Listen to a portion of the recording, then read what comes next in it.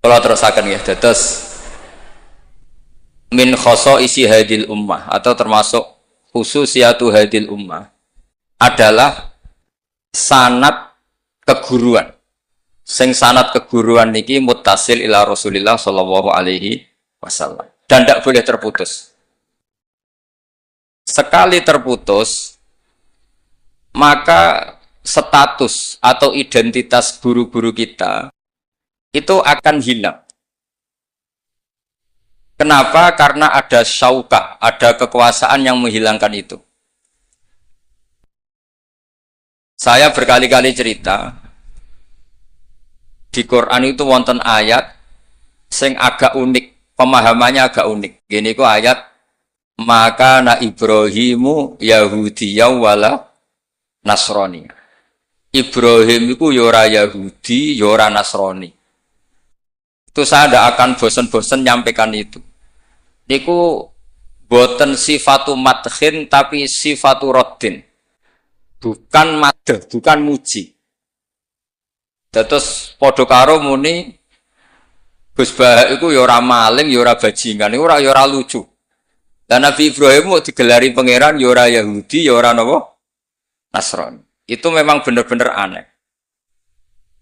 Kenapa itu terjadi? Karena ada zuriyah Nabi Ibrahim yang bernama Yahuda. Ini Yahuda bin Yakub bin Ishak bin Ibrahim. Kemudian Yahuda ini menjadi satu entitas. Satu entitas atau satu komunitas atau bahkan satu agama yang akhirnya dikenal oleh Yahudiyah. Berhubung anak putune Yahudi, wong bayangno Ibrahim nggih napa? Yahudi. Karena Ibrahim itu manggon teng kawasan Bethlehem, teng Hebron, dan di situ sekarang jadi komunitas Nasrani. Orang juga menganggap Ibrahim itu napa? Nasrani. Sehingga Allah ngutus makhluk terbaiknya, nabi terbaiknya, gini ku Nabi Muhammad sallallahu alaihi wasallam. Terus Nabi Muhammad niki sing ngelurusno, nak Ibrahim itu boten Yahudi, nggih boten napa? Nasrani. Dan Nabi Muhammad mati-matian berjuang membawa tauhid, dan tauhid itu diatasnamakan millata abikum Ibrahim. Terus niki mengke dados perhatian sesarengan. Artinya gini, orang yang sudah meninggal niku sudah nggak bisa apa-apa. Berarti ini. Monggo Pak Marzuki.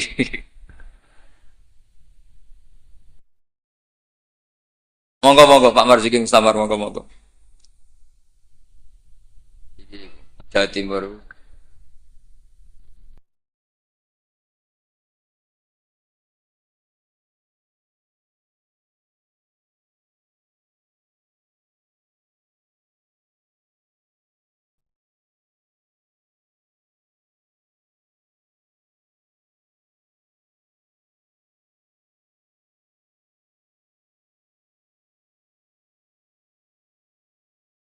Monggo. Pun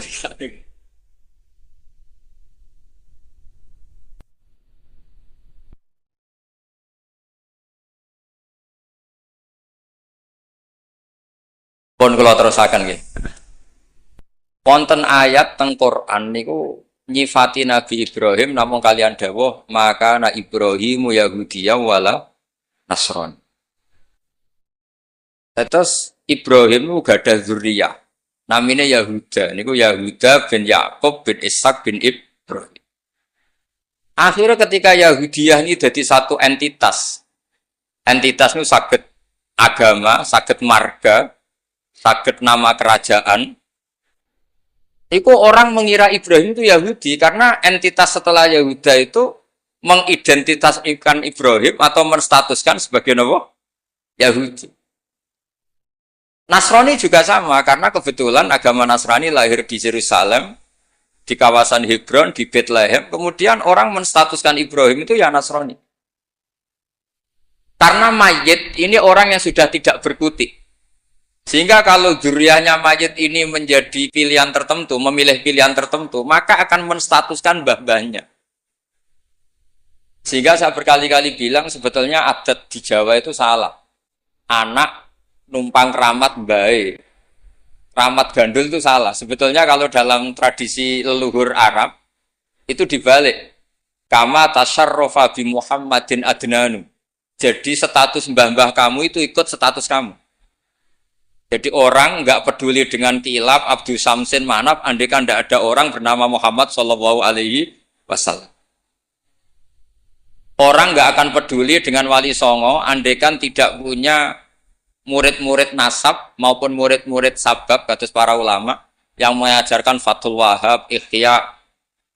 Andai kan kita kemudian beda haluan, nganggep kuburan itu tempat syirik, tempat khurafat bid'ah, maka kita tidak menstatuskan kuburan wali itu tempat berkah, tapi tempat bid'ah dan syirik. Nah, status itu tuh terserah kita, bukan terserah yang meninggal. Itu filosofi dari maka na Ibrahimu Yahudiyau wala Nasran. Andai kan tidak ada Nabi Muhammad Shallallahu Alaihi Wasallam, maka kesestatusan Nabi Ibrahim akan dibelokkan menjadi berstatus Yahudi maupun apa?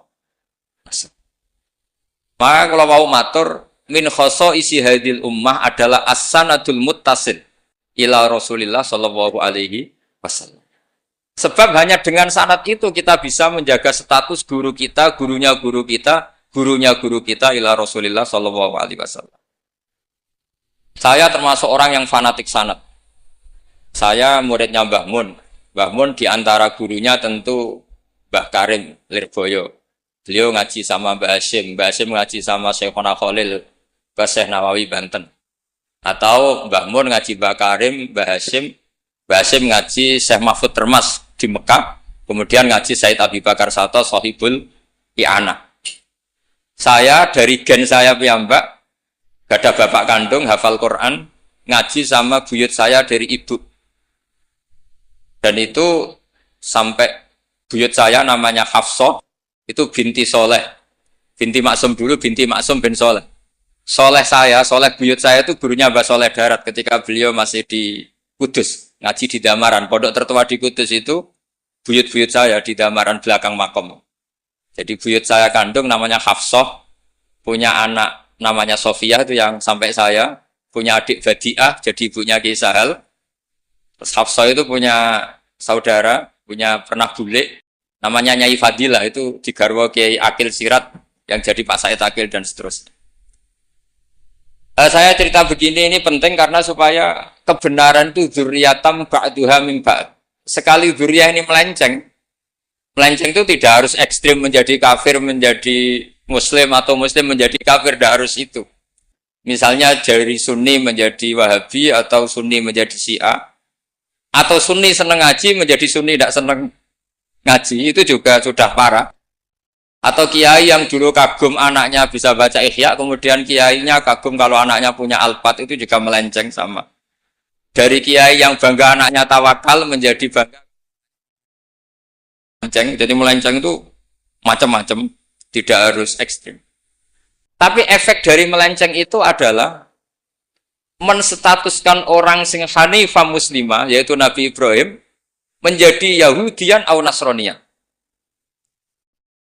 Jadi kira-kira kalau ada muridnya Mbah Mun kok kedonyan, sebetulnya mental kapitalistiknya itu dia mungkin nyifati Mbah Mun bahasa hal itu enak kayak gede, tamune akeh, duwe akeh, mesti seperti itu.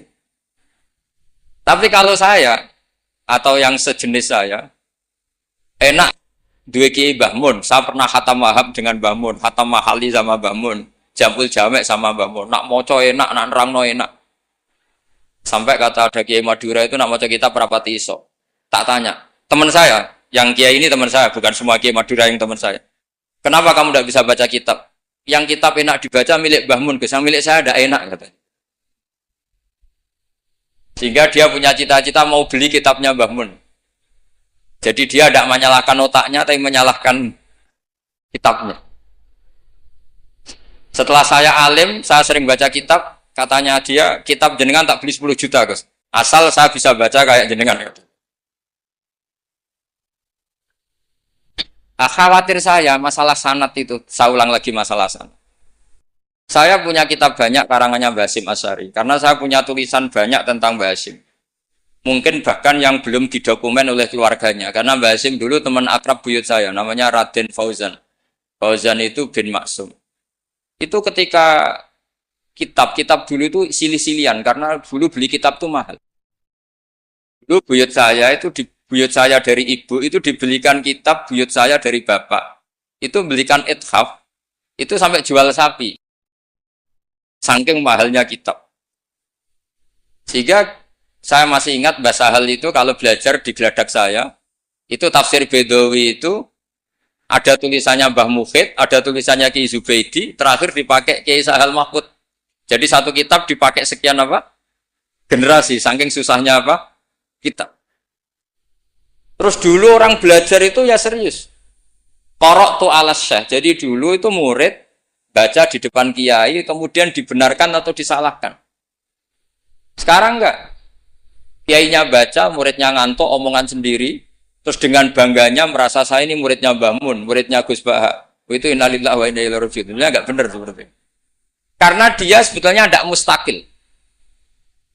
Kecelakaannya lagi, metode pelatihan bahasa Inggris, bahasa asing itu pakai metodenya ulama dulu.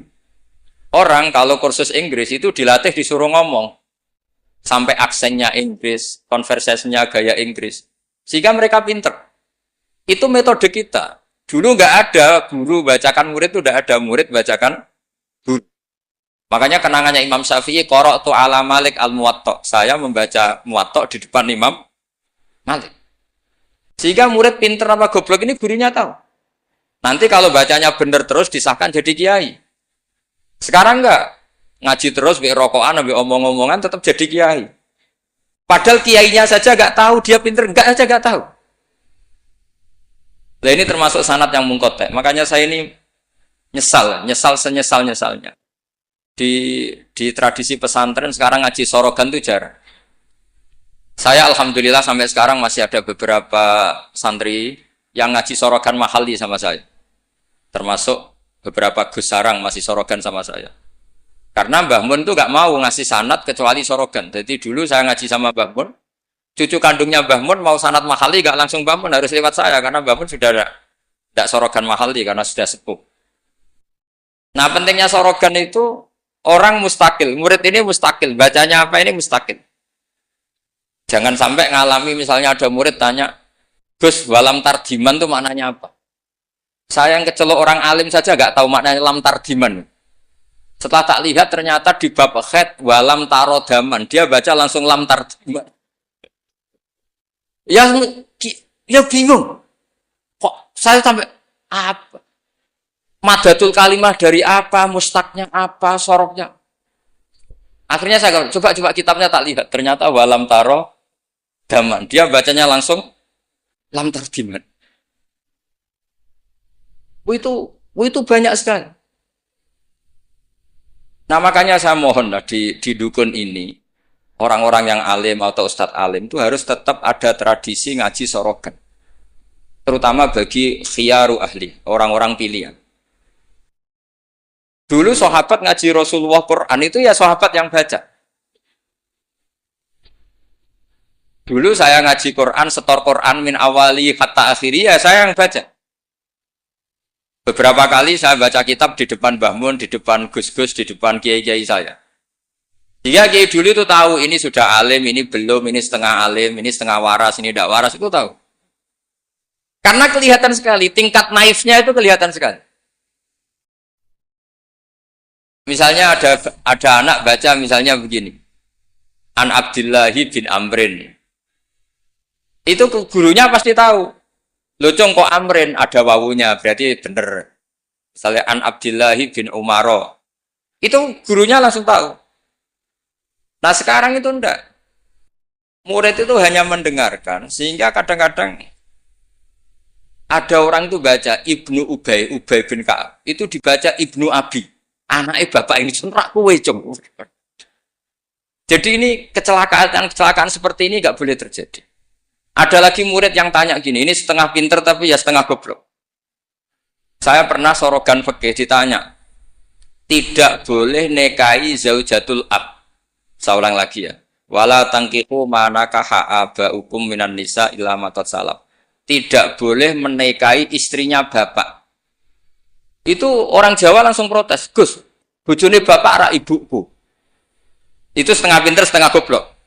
Setengah pinter karena di Jawa rata-rata orang itu istrinya satu. Artinya kalau bojone bapak, ya mesti ibunya dia. Tapi kalau dibaca di Arab, wong Arab itu kan bojone papat, sing telu gonta-ganti, sehingga bapaknya ini kadang pernah nikah sampai 10 orang. Paham ya? Orang Arab, mungkin orang Jawa Timur ya rodok Arab, banyak kiai yang istrinya ada satu kan. Nah sebetulnya orang Jawa Timur yang paling tidak eskal karena saya ulang lagi ya. Sehingga dia tanya, Gus, bojone bapak ora ibu. Mosok wong kok dilarang kawin bojone Pak? Yo mesti wae ra bakal wong bojone bapak iku ibu. Dia protes, kenapa harus dilarang wong karuan ndak mungkin terjadi. Tak terangno. Kalau orang Arab kan mungkin, yaitu bojone bapak satu ibu kamu, dua Sri, terus Wahyuni atau siapa. Ini orang yang pernah dinikahi bapak kamu itu haram kamu nikah. Nah berhubung dia orang Jawa, bojone bapak itu mesti ibu, karena ibu istrinya satu. Nah itu setengah pinter, setengah goblok. Setengah pinternya bisa bantah, agak cerdas lah, bisa usul gitu. Setengah gobloknya itu sebetulnya ketika dengan ibunya itu bahasa Arabnya bukan zaujatul ab tapi ummuka. Kamu tidak boleh menikahi ummuka. Jadi bukan dimasukkan zaujatu abik. Jadi kalau dalam bahasa fikih itu status yang dipakai status terdekat. Jadi misalnya saya menghukumi ibu saya ya ummi itu ibu saya. Tapi ketika istrinya bapak yang lain harus distatuskan zaujatu abika. Itu tidak bisa, kalau orang nggak sorogan itu tidak bisa. Nah kalau orang-orang NU, orang-orang pesantren saja sudah ada alim, apalagi yang di luar kita.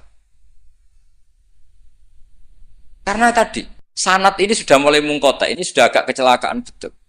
Dulu Imam Malik tuh ngaji di depan Imam Malik ngaji di depan Imam Zuhri. Ya sorogan. Imam Syafi'i ngaji di depan Imam Malik, baca muwatta, khatam benar semua. Terus Qad ana laka antuftiya, ana itu sudah saatnya kamu iftah.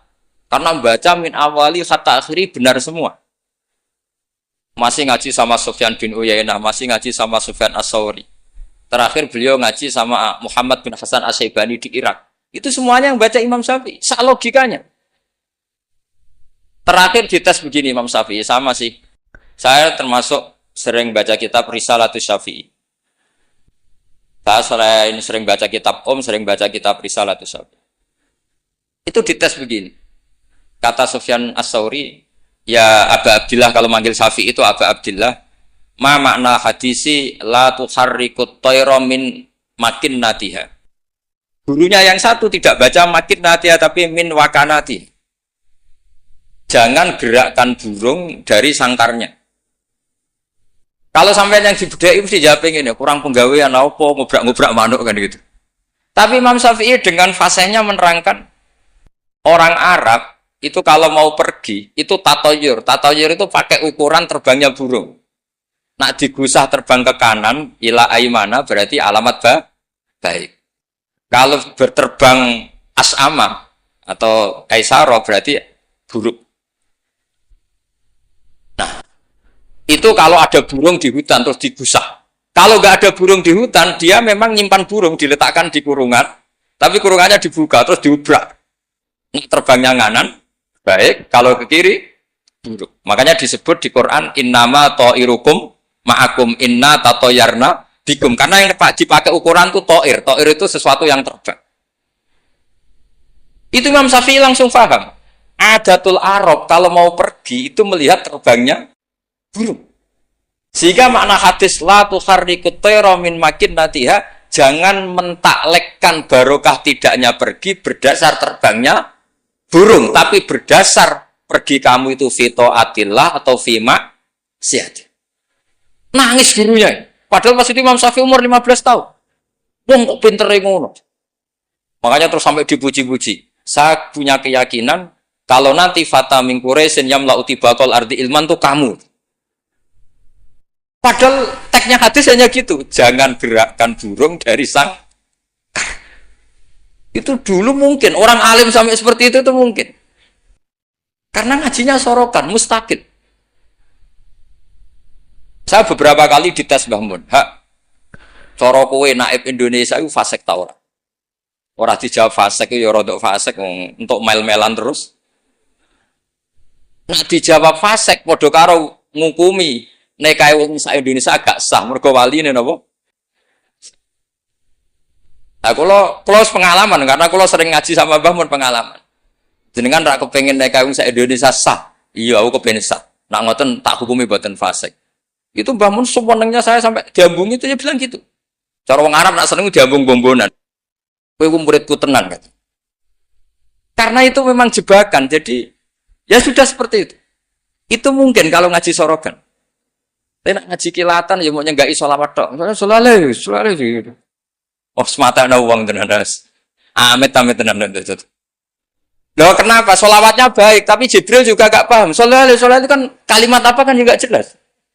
Coba diterkip. Nabi Muhammad sholli alaih. Sholli itu malah perintah. Berarti kiaimu sholli alaih. Berarti Pak Yai, kue semua itu sholawat kan gitu.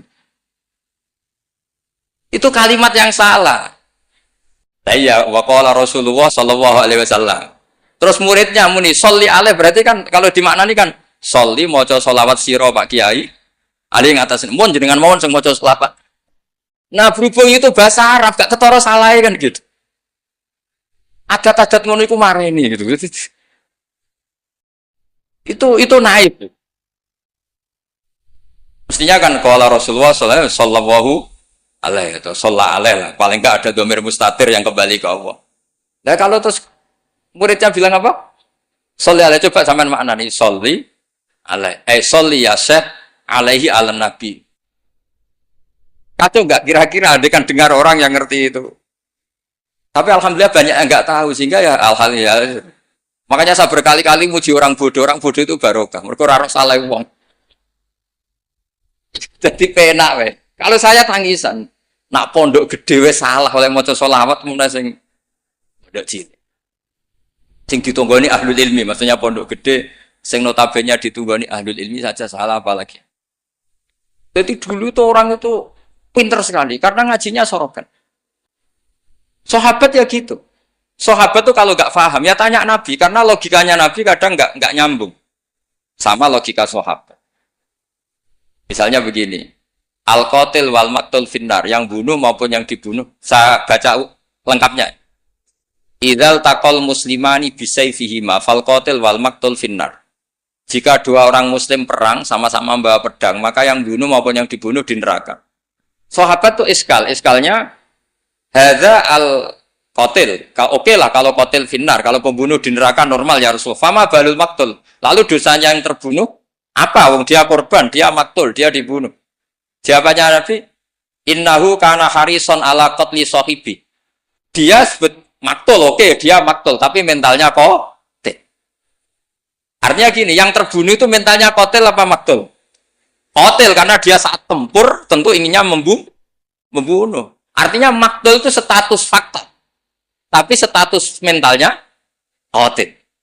Itu hebatnya Rasulullah. Ya ketika ada orang sama-sama bawa pedang duel, itu mentalnya semuanya qatil. Cuma yang satu nasibnya maktul. Nah, maktul ini status nasib apa status niat? Status nasib, niatnya dia tetap qatil sebagai pembunuh. Jadi segampang itu Rasulullah menjelaskan karena tadi ada sorogan. Jika Nabi setiap ngaji sama sahabat, aro'aitakum hadhi, aro'aita kadza, aro'aitukum kadza. Nah, ini terakhir, qadiyah saya terakhir tak terangkan. Nah, sehingga Quran, ini kembali ke sesuatu yang saya tekuni. Sehingga Quran itu mengajak orang itu berdialek. Dan sering ada kata aruni, kul aro'aitum. Kenapa demikian? Karena nggak boleh orang tuh menerima ilmu itu karena dicekoki guru. Dia harus bisa berpikir sendiri.